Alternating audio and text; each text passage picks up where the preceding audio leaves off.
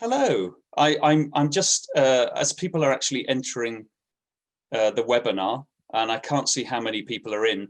But what we do always is just give you an opportunity to tell us how the weather is where you are. Yeah, so just so that you can actually say how you're doing, and also, are you sat there with your mince pie? That's my other question. So Dan Fletcher is saying it's dark. Anybody else? Do you have a mince pie? I know it's dark at the moment, but what was it like earlier on, Dan Fletcher? That's the question. Probably cold. Cold and dark. Well, that's a nice combination, isn't it? I've just eaten a mince pie from Sharon Bell. Nice to see you, Sharon. Andy Tannen, sunny and very hot here in Accra. Andy, it's lovely to hear you from Accra. We've got an international presence here again today. Dan, dull and chilly and no mince pies. Oh dear. So Andrew Machin just finished some homemade panettone. That sounds good. I mean, how do you make panettone? Are you any good at cooking, Chris? No, my wife is just so very, very good at it. It's almost an insult to her to use the kitchen. That's a good excuse, isn't it? Okay, so you use the microwave. I get it. So I think we've got people on board. I think we're happy to start. Are you good to go, Chris? Yes, please. Let's go. Yeah, lovely. Okay, so welcome to the last webinar of the year. I'm really pleased because at the start of lockdown, we decided we'd do something to give something back to the sector. And so we said we'd do a webinar series. And this is now our 26th webinar. So it's incredible to think that we started just with small ambitions, and 26, we're still getting somewhere in the region of 60 to 70 people per webinar, sometimes 100. And so, hopefully we're delivering some value. The key for me, though, is please write into the chat function. Please give us some questions, and when we open the lines to you later on, please talk to us. Yeah, come and join us in a conversation, because otherwise it gets a little bit dull. So I'm Mark Salway. I'm the Managing Director of Moore Kingston Smith Fundraising and Management.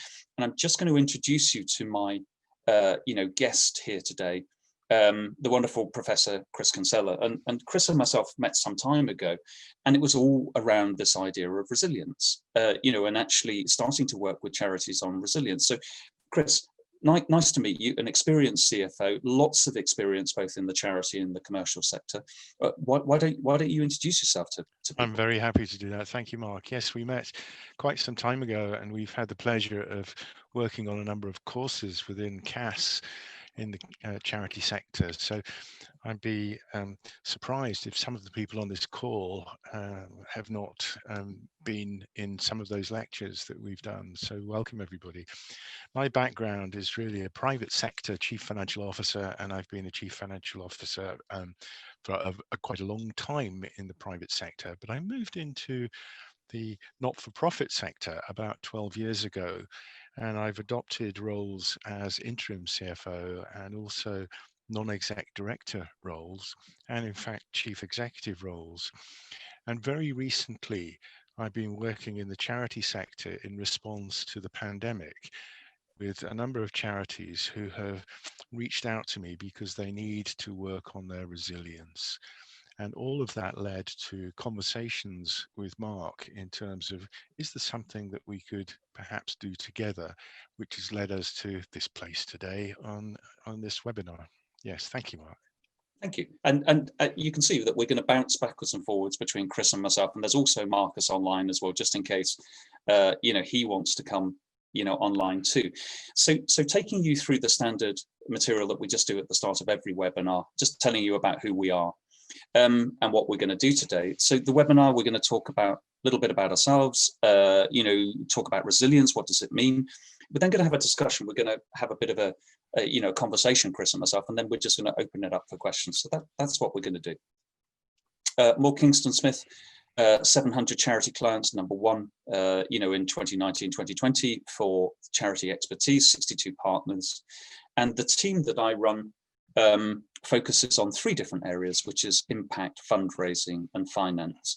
And we help solve different issues for clients Maybe it's a finance issue, or maybe it's how to link finance with impact, and then underpin that with fundraising. We have the skills to be able to help you.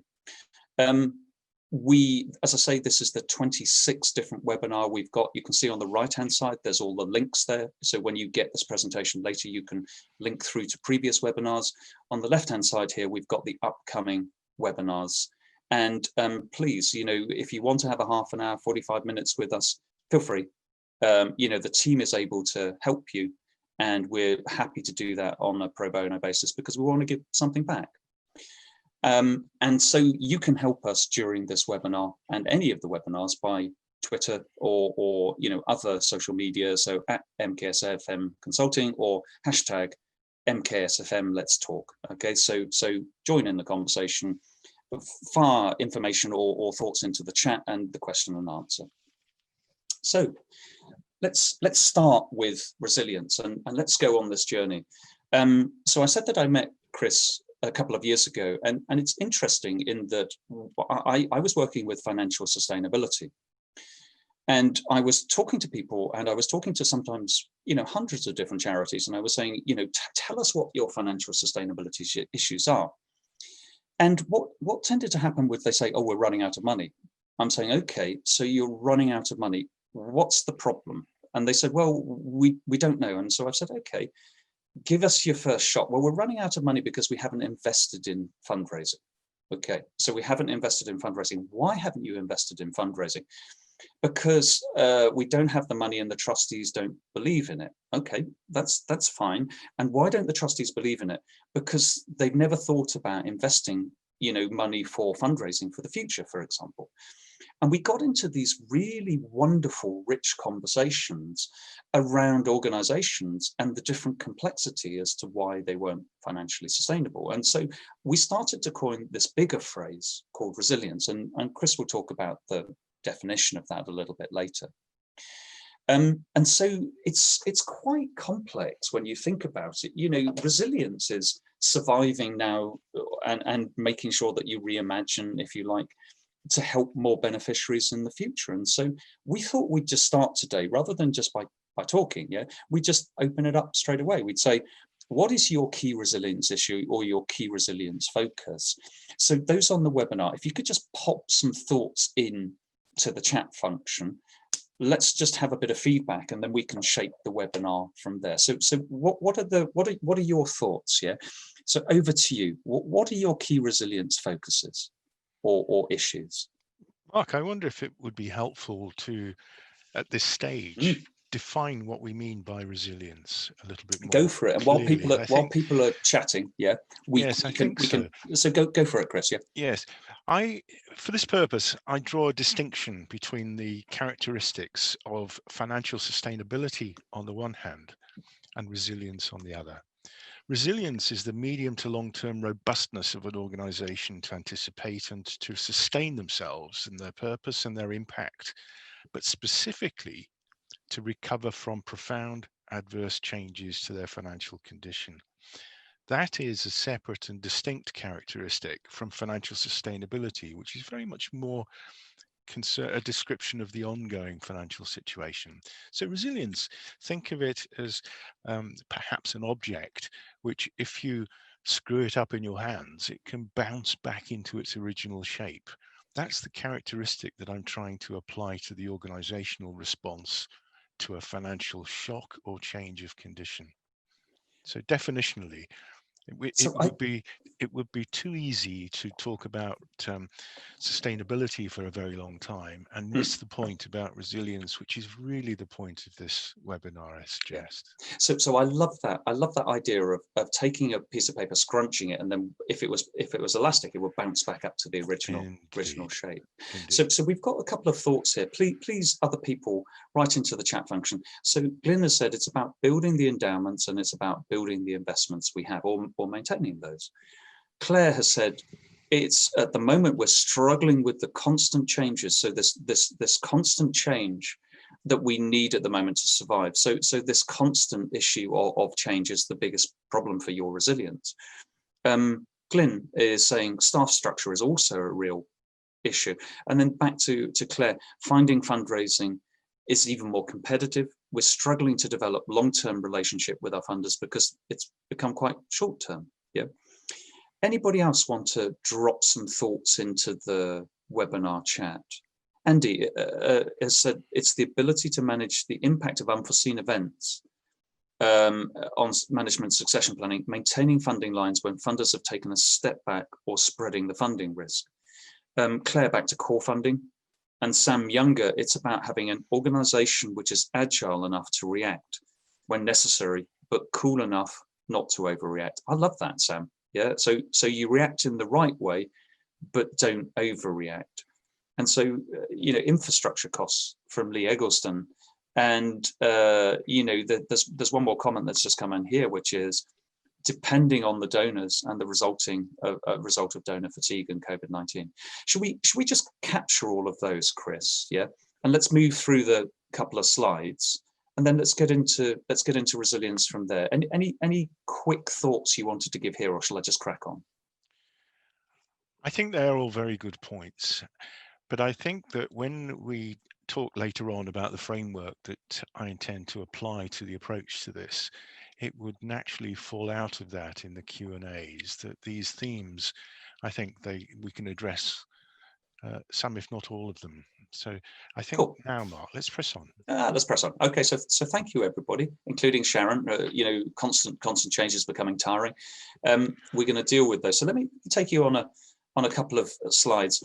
We've just been running with Cass and Moore Kingston Smith a building financial sustainability course, and some of you, like Sharon, have just come from that course. This was our brainstorm at the start. Yeah, what are your key issues that you're dealing with that fit into the resilience agenda? And you can see it's quite complex. You've got here, reimagining, and how do you bounce back from the change that we've seen through COVID-19? How do we focus within that, if the second circle round, on impact and making sure we're doing the right thing for our beneficiaries and those we serve, our clients, etc. Leadership, decision making. This constant churn of decisions that we've seen 2 or 3 people in the chat function talk about, staff, volunteers, trustees, and it comes back also to the culture of how we are managing, change. Finances, resilience sits around that you have maybe reserves or emergency funding or the right amount of funding, but it's difficult, isn't it, when you've got a cliff edge and you've got the money and then it's going to change significant. And this comes around to complexity. Yeah, complexity is what we are all dealing with. Strategy, do we change our strategy? Do we hold fast to our strategy? Where do we invest? Where do we collaborate? What's the short versus long term? And when we come to Chris's framework, he's going to talk a lot about the immediate versus the long term. And then the final piece here, fundraising. Yeah. So you can see I would say it's a living organism, like any organization or any company, and it's changing and it's moving, and it's different components that play into resilience. And so actually it's not just one thing. That's what I've learned, more than anything. And so we pulled together, Cass, Sarah Ramsey and myself pulled together this framework called RISE. And in terms of resilience, impact, we start with R, but let's start with I. Impact, how can we better focus on impact? How can we balance funding needs with impact? How can we look, for example, impact now versus the future? Reimagining, how do you reimagine a product and service to increase the impact for beneficiaries or clients? How can we take advantage of a shift in government funding, digital disruption, etc.? Sustainability, as Chris said, it's all part of this resilience agenda. How can we become more sustainable? How do we balance beneficiary now with the future? And efficiency, how do we make maximum outcomes for the same resources we use? Fundraising, of course, on the far right-hand side, how do we, maximize the fundraise? How do we ensure that we're getting it right with our investment in fundraising? But it does all come back to people, culture. How can we ensure a resilience within people and embed this as a long-lasting change? So this was kind of a starting framework that Chris and I started to discuss. And he said, actually, you know what? I've got another framework for resilience, which I want to talk you through.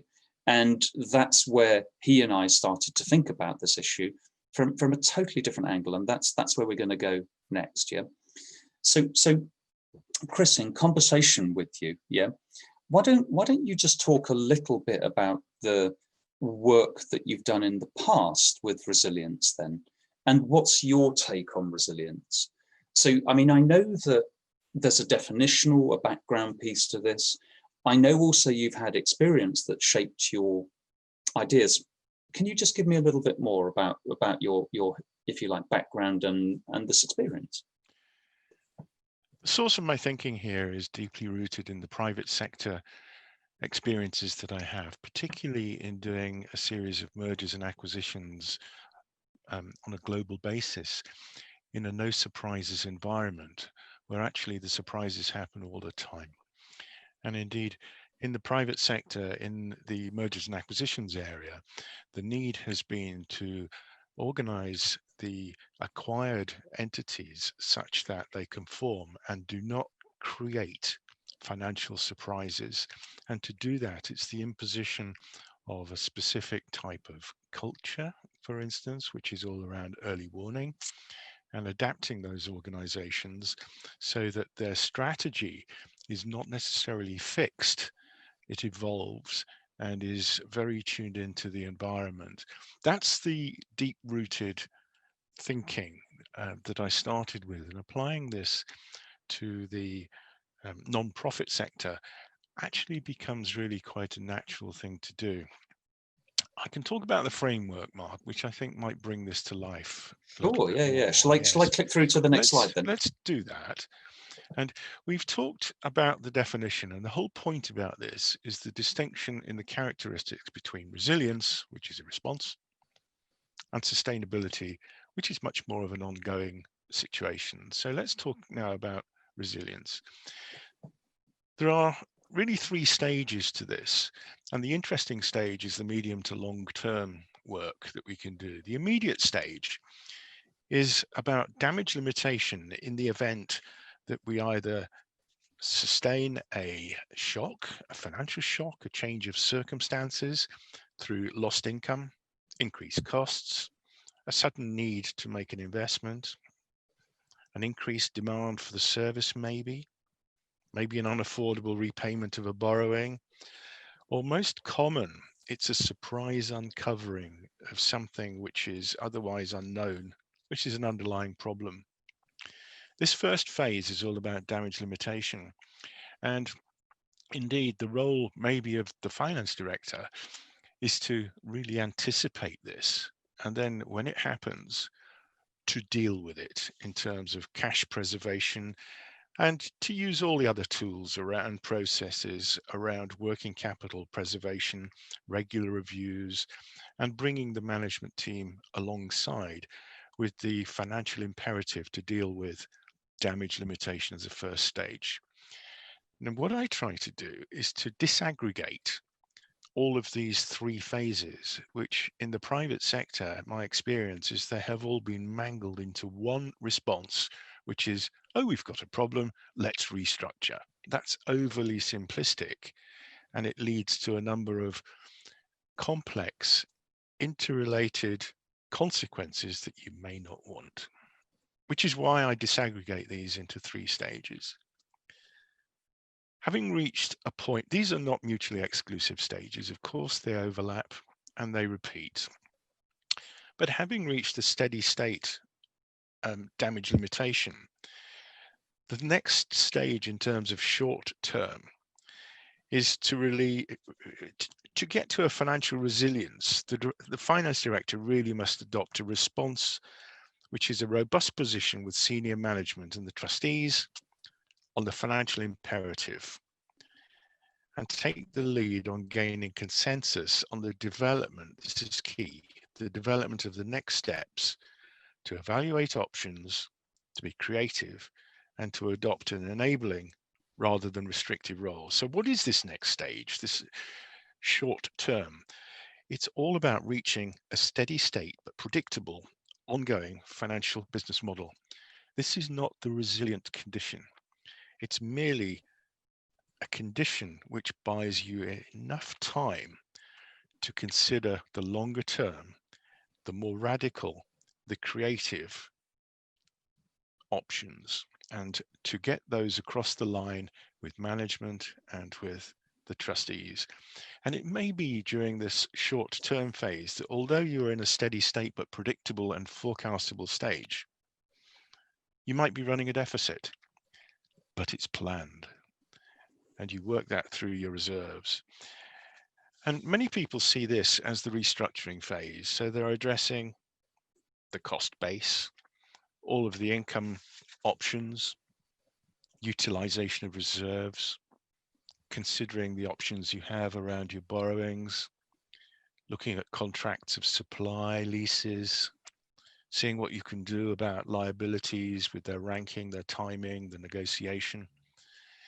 I'm not going to get into implementation planning in this. We could be here all day if that's the case. What I'm looking at really is the concept. So the second stage is very important, that you reach a steady, predictable state, which gives you enough time to consider the interesting bit, which is the medium to long term. Now, this is radical. To cut a long story short, you need to be very brave here about probing questions about the organization's relevance, its sustainability in today's and in the future space, the markets where the organization operates and plays its part. Should its mission objectives be modified? Is the organization capable of efficient delivery of these objectives into the future? And if you raise those questions openly, and you need the right culture to enable that to take place, which is another area of discussion, I think. Developing the answers to these, I have suggested what the organization responses need to fall into are 4 main pillars, which overlap to a great extent, but we're just looking for a structure here so that we could apply some creative thinking to a creative potential solution. And those pillars are reimagining the organization strategically. And that can be as creative as your organization is capable of being, and it takes some courage. And then very topical, and it's rather a hackneyed phrase, but very interesting, is the internal transformation of the organization. I'm talking here not necessarily only about digital transformation. It's a new organization which is efficient, it may be lean, maybe agile.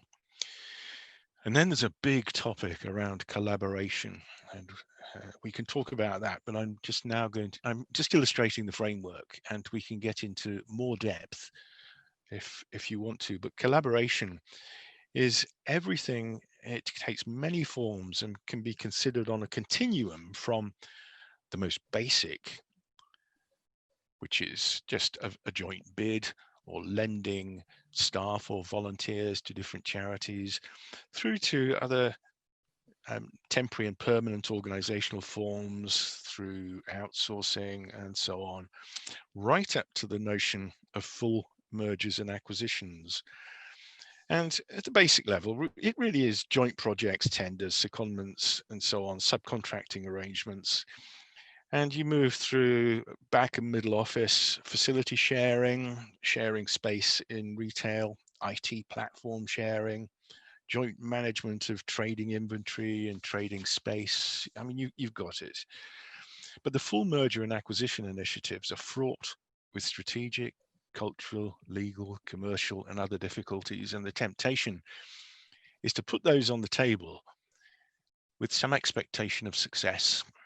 And I've done more acquisitions than I can shake a stick at now in the private sector, and they're all different and they're all fraught with many difficulties. But I've never come across as many difficulties in the private sector in the mergers and acquisitions area as I have done in the charity sector. Now, it should be kept under constant review because you need to, but not with a very, very high expectation of it happening in the short term. It can happen. There's a lot of history of successful mergers in this sector, but it's easy to underestimate the work. So the framework really leads into these 4 pillars. But moreover, I want to talk very briefly about strategy. Having disaggregated all of these stages, what we're looking at really is the strategy that emerges from all of this work. What do I mean by strategy? It's certainly not where are we, where do we want to get to, how do we want to get there? It's an emerging responsive strategy. And indeed, in the charity sector particularly, there's a very simple model that you could apply, which is on one dimension, you've got a emerging condition, and on an axis, it could be a static situation. And then on the other axis, you could say you've got a singular shareholder or stakeholder, up to on this axis a multiple stakeholder. And clearly in the charity sector you have an emerging situation which is constantly evolving with multiple stakeholders, and your strategy must have to respond to the pressures from multiple stakeholders and from an emerging environment, which is a long way of saying you cannot expect to have a static strategy. And that needs to be something that you need to get the trustee appetite alive to. And we can talk a lot here about, within strategy, the trustee appetite, culture, communication, leadership risk, governance, the market, and so on. But the point I'm trying to make is that the strategy will have to emerge, but you can't get to that point in a resilient way without taking the organization through these disaggregated stages. That's my proposal, and that's what I'm prepared to take questions on. So Chris, we wanted to make this interesting for people, and what we said we'd have 5-10 minutes worth of chat until we feel that it's right to open out to everybody to have conversations. So please, as people have things that they want to say, please fire into the chat function. But I'm going to start asking Chris some questions then, yeah, because what Chris you painted is this framework around the immediate, the short term, and then on to the medium and long term. And the immediate, you're talking about sorting the problem. You're on a downward curve, let's say, or there's an immediate shock or immediate change. You've got to sort the problem. How does that feel to you? When for example you were at Ofcom or victim support, what were the type of, how did it feel? And also, what did you do? From a management perspective, or a management team perspective specifically, to address the immediate problem, suggested across the management team that the problem is solved. And that's a very serious mistake, because the immediate problem might be resolved. You no longer have an immediate financial issue to address, but actually you may be taking decisions through that process which you regret later on. Examples of that include a staff restructuring where you may need to readdress your skills mix subsequently. In victim support, we questioned the volunteer model because we did some financial analysis that determined that for each volunteer, we needed something like 2 salaries to support one volunteer because of training and non-attendance and all sorts of other things. But to destroy the volunteer model would have been a mistake. And other mistakes include the way that we dealt with suppliers, for instance, who really we should have had a long-term relationship with. And we certainly made that mistake at Ofcom. And we did exactly the same mistake, really, or were tempted to, in the Homes England situation, where the financial shock at Homes England, although it's got a £14 billion balance sheet, which includes the Help to Buy loan book, the operating budget to run the organization was agreed at 900 people, and we needed 1,400. And the Secretary of State said, yes, you can have 1,400. But when we got to the spending review, it didn't work. That was the shock. And the response to that was to rephase a lot of the work that we were doing. But then rephasing the work meant that the deliverables around the housing agenda were put at serious risk. So there was a serious tension then in terms of delivery, which is output, outcomes, and impact on the one hand, with the cost model on the other. And the challenge was to negotiate with the MHCLG, which is the local government and housing department in the government, who were being led really by the Treasury. Very difficult political situation there.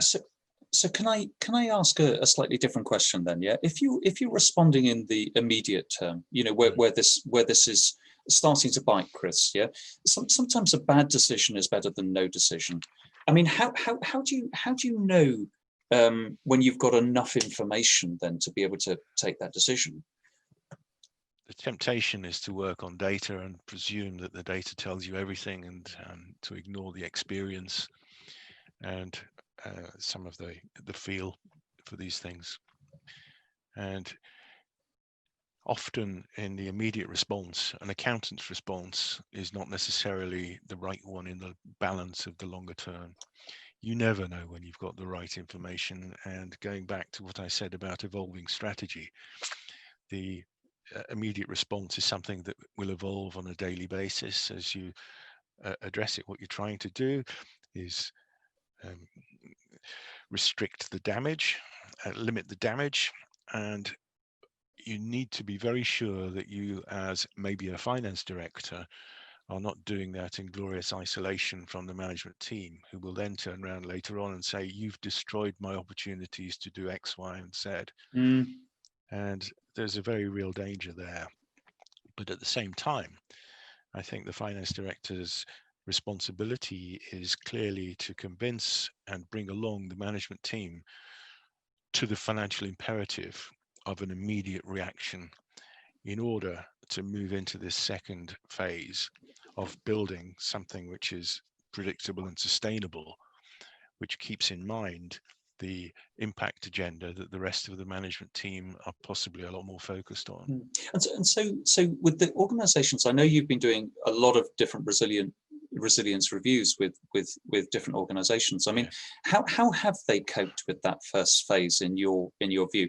Pretty well, or have they struggled to keep the options wide enough that they can then leverage in the short term and longer term?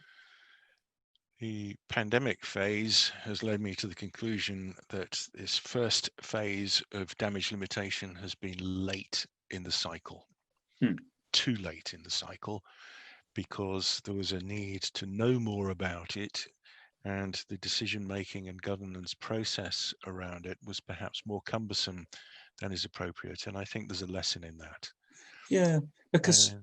I was going to say, because Sir Jeremy Farrar, who's leading the Wellcome Trust, was talking about pandemics and responding, and he said, you just can't wait. You've got to take your decisions at the pace of what's happening around you.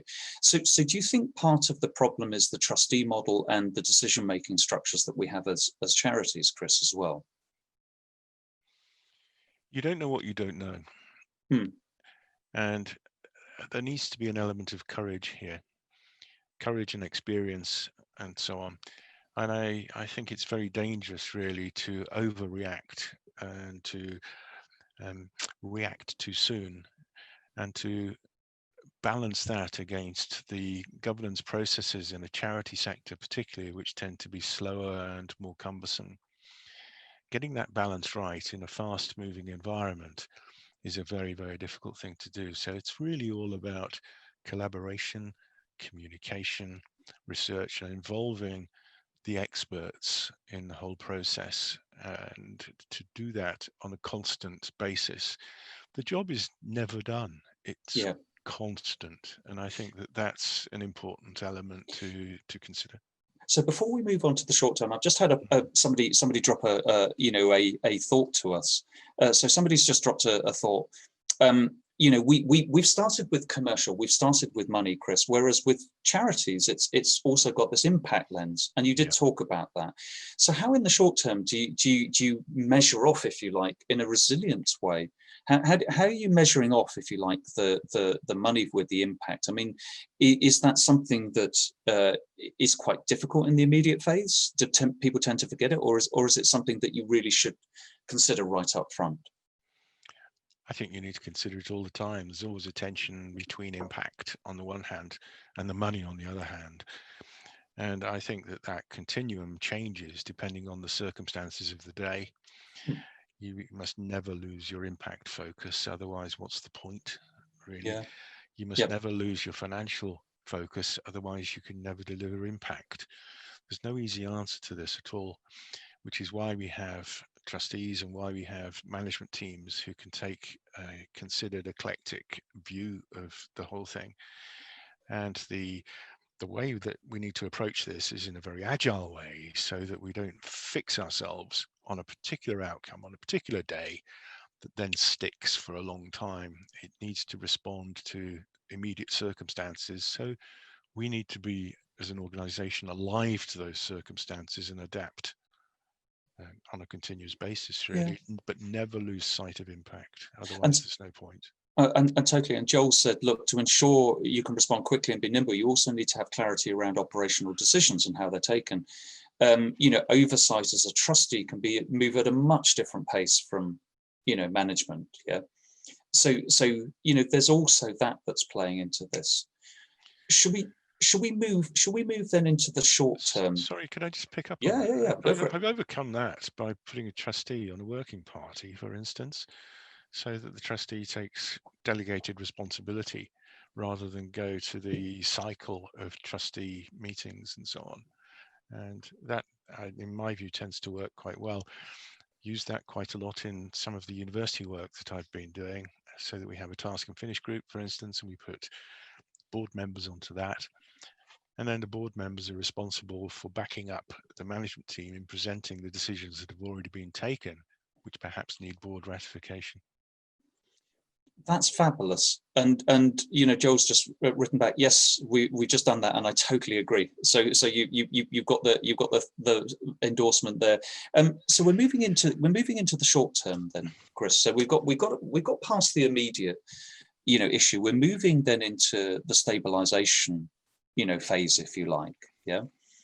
Talk to us about, again, making it practical, and what does it really feel like in some of the organizations, and how does it feel different from the immediate response? The immediate response needs to be disaggregated from this more common second phase, which in many organizations becomes the only phase, which is the reorganization. It needs to be disaggregated, and it needs to be done with a cool head, knowing that the damage has been to at least some extent mitigated. And it needs to be done with the expectation that this is not the final phase of the organization's business model, let's use that word. And the areas for consideration really are, as I've said, around cost-based income, reserves, borrowings, contracts of supply, leases, liabilities, and so on.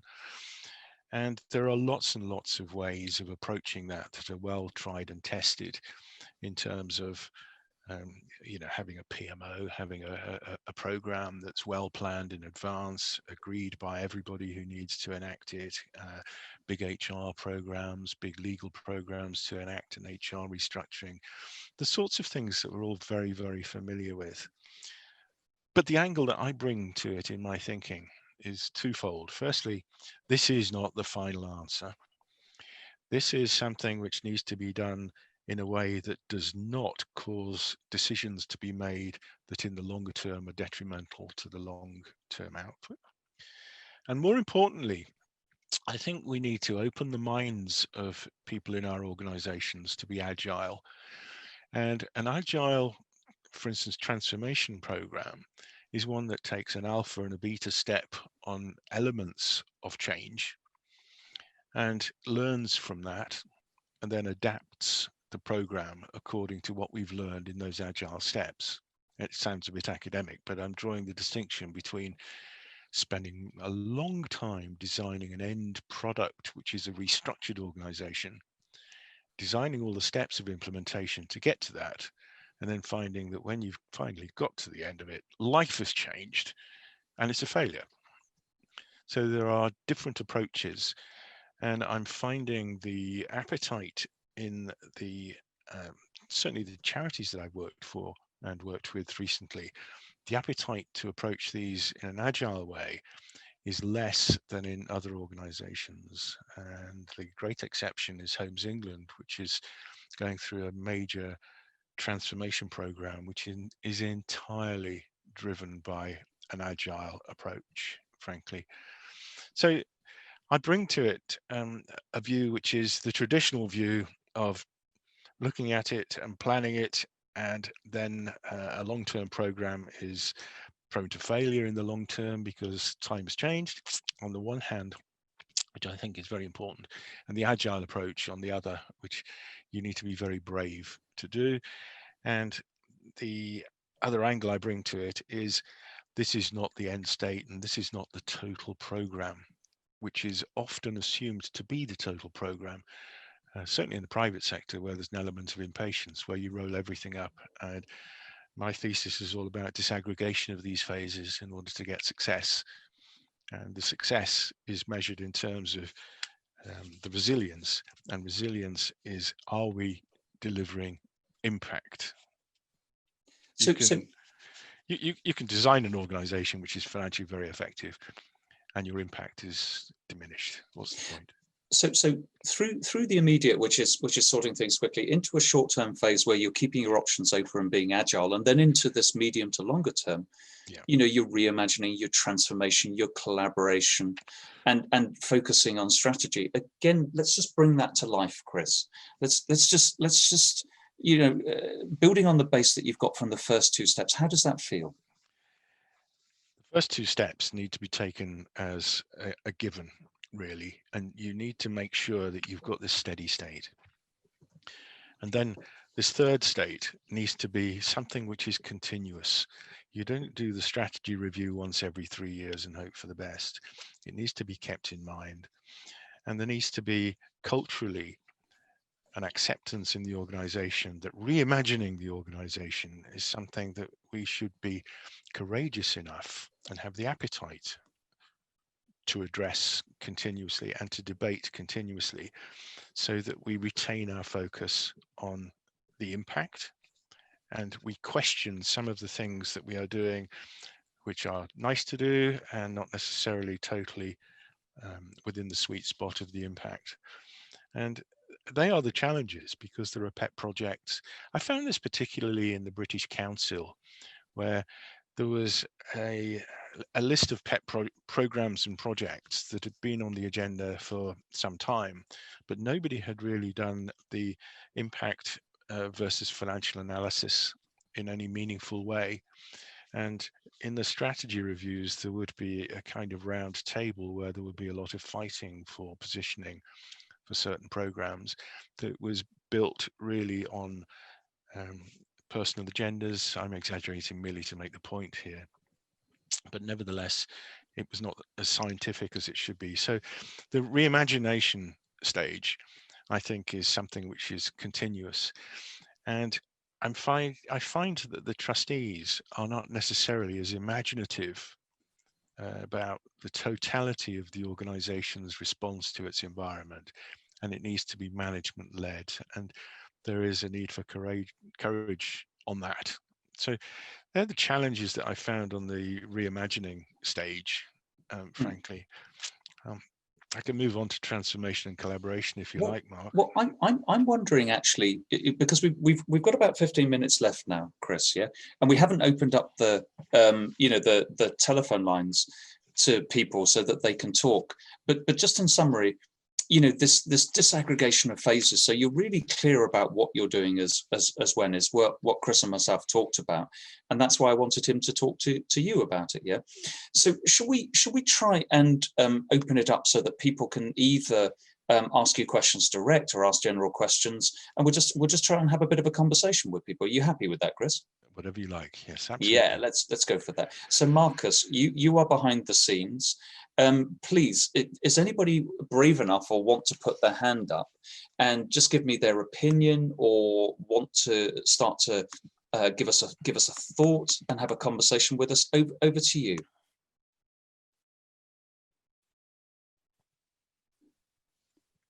This is always the horrible bit where you're looking for the first one. So Andrew, so I've unmuted you. So you have to unmute yourself now, and then the floor is yours. So please fire away with your question. Thank you very much, Mark. I wonder whether or not part of the issue within the charity world is the fact that the vast majority of charities in this country, which are quite small, are very easy to set up and are in fact little more than your pet projects for somebody who thought, oh, there's a need, let's set up a charity that'll address it. And in fact, what we try and do, especially through the objects, is we try and create differences which then might perhaps cause problems in merging charities together. So there's some kind of structural issues within the charity world which don't help the cause of the sector in trying to be efficient stewards of donations. And I wonder whether or not, if you like, that's part of why many charities might find themselves failing, in that actually when we get to the reimagining and the transformation, it's very much the kind of the founder syndrome. I don't know what you think, Mark. Well, I was going to pass that on to Chris because Chris is the guest, and then I can come back and I can answer that as well. So go for it, Chris. Yeah. For a number of years, I've done some considerable work in the space, the macro space, looking at the competition within the charity sector, the duplication in the charity sector, and the dimension between local and national. And I found it astonishing just how many, I don't know if it's 360,000 charities that we have registered in the UK alone, but the duplication is enormous.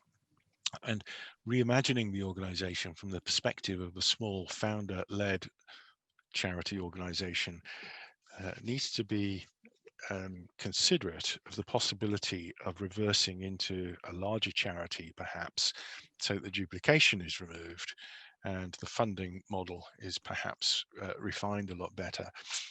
I think this is an underexploited area for intervention at a national level. And the way that charity legislation allows small charities to be set up without due consideration of this competition, scope, scale, and duplication aspect. And I think that this sector is perhaps moving towards a situation where rationalization perhaps is logical. The legal and cultural constraints around making that happen are absolutely enormous. And it's no secret that I led an initiative at Victim Support to merge potentially that charity with two others at the same time. And it was a bridge too far. And the legal constructs of each of those charities prevented it from happening in the short term, by which time things have moved on, agendas have moved on, and the initiative is lost. So I can only agree with you that it's a problem. So I'm going to take totally, and Andrew, this is my joy, because I totally disagree with people that say that there are too many charities. I've always disagreed with them, because what I see is that there are too many mature charities trying to do the same things that don't either collaborate or look, but there's not enough new, fresh, vibrant charities coming into the sector. And we don't explain why it's really important for those charities to exist. So charities start because they are meeting a need. They are plugging a gap where people fall down, for example, between social issues. And so, for me, I don't personally, I don't care if it's a social enterprise or if it's a charity or if it's for example, some other business that's set up like a Kik. But it's serving a social purpose. I want to see more of that vibrancy and startup culture. The problem is when you get to big, mature organizations that should do things together with scarce resources, sharing then becomes, and consolidation then becomes a real thing. And you asked a specific question, Andrew, about founder syndrome, which I find really, really interesting, because I do believe that founders have a distinct way that they want the world to be. And that's the passion that drives different charities. That's why they start. So social entrepreneurs, as I'm going to call them, or founders, are so important to get the mind working and galvanize energy and resources behind. Yeah. But at some point in time, they've got to let go. Yeah. Sorry, Andrew. You have just dropped off. You're more than welcome to come back and say something, in response to that, or should we move on to another question? If you wish to, just raise your hand, Andrew. If not, we'll go to Martin Gibson. Okay, Andrew hasn't raised his hand, so let's go to Martin, next. So Martin, over to you. I've just unmuted you. The floor's yours. Yeah, I'm glad that you said that you don't think there are too many charities, because that's exactly what I was going to say. I think the vibrancy of new young charities coming into the market keeps the whole thing fresh and alive. What is clearly a problem is the fact that it's almost impossible to merge charities, and that vibrant culture of small charities coming into somewhere, obviously they divert income away from perhaps more established, larger, better structured, better invested in, better people, all those sort of other things that big charities, they lose out to some of these vibrant young charities who then may be less efficient or slightly more random in their approach. But that vibrancy is so important. And in various sectors I'm involved in, where we have, for instance, the Rivers Trust movement, it's all been created in the last 15 years, and there's about 100 Rivers Trusts. Now, it would be completely crass if there was just one Rivers Trust. These little charities, they work together, and they have a locality positive, and they also have founders involved in them. It's a very vibrant sector. So we mustn't lose. I always hate it when I hear people saying there's too many charities. That it's quite difficult to form a charity now. It's got, perhaps the balance is about right. That's all I would say. So Chris, did you want to respond, or shall I go on to a lovely question from Lauren? I just want to respond to that. I don't think there are too many charities, and I do think that the vibrancy that's created by examples such as the ones that you've just quoted is absolutely right. Where I think there's a failing, though, is some of the more established charities do not have that vibrancy to establish some of those initiatives. And my contention is that with horizon scanning in those larger charities, perhaps there's an obligation for them to do more in that space. So I'm going to move on to Lauren, because Lauren has got a great question. She says, look, Chris, I like the idea of agility and reimagining, but how do we square this with some funders who want to see your traditional business plan? What's your recommendation? And how do you go about playing that through, Chris? It's about the story, isn't it, really? And the way that you sell that story to the funders is really quite important. If you have a robust approach to it, and you're well researched and you've got good examples, I do think that it's in the communication and the presentation. And if you are being forced by a funder along a particular line of implementation, perhaps, of a program, then you really need to question whether or not that's the efficient way of running your charity.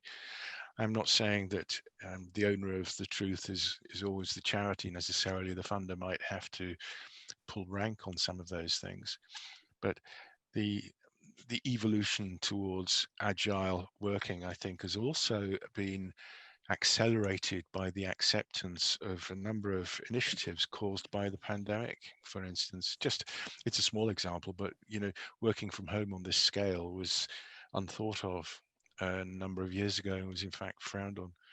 And what is working from home if not agile? It's just one many example. There are so many ways of agile implementation of programs that are becoming now very topical, that I think it's all in the education, the presentation, the story, and the effectiveness. And here's the rub. If a funder can see value for money in an agile sense compared to a different approach, then why not? You just need to be robust in your case. So thank you for Lauren's question. I'm going to take one more question, or one more hands up, and then we'll just wrap up there. So does anybody have another comment that they wish to explore with Chris or myself? And you if you just put your hand up, or just drop it into the chat function, and we'll just take one more question, and then we have a mince pie, and we put on our Christmas hats, and we sail off towards Christmas. Mm-hmm. So please, anybody with one final thought or wants to put their hand up to continue the chat? Okay. Oh, Dan Fletcher. I'm gonna unmute you, Dan. Over to you. Thanks, Mark. I've put something into the chat. Just sort of saying that for some charities, actually reaching that medium to long term state where you have the stability to do the reimagining can be part of the challenge, because they may bounce back between immediate and short term and back again. And I wonder whether you had any thoughts on what charities do in that sort of situation. Thank you. I don't want to mislead everybody to think that these three phases happen strictly in series. They don't. There is overlap, there is feedback, there is loop back on all of that, and there is no one size fits all on any of this at all. And the major issue in terms of convincing trustees and management teams, in my experience, is all around the disaggregation of these phases leading towards an emergent strategy. That's the concept.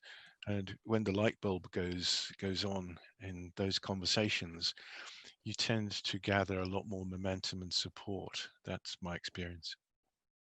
So with that, I think we've done this justice, and thank you, Chris, for a wonderful conversation, and also for delving into the framework. I hope that people on the webinar have enjoyed that.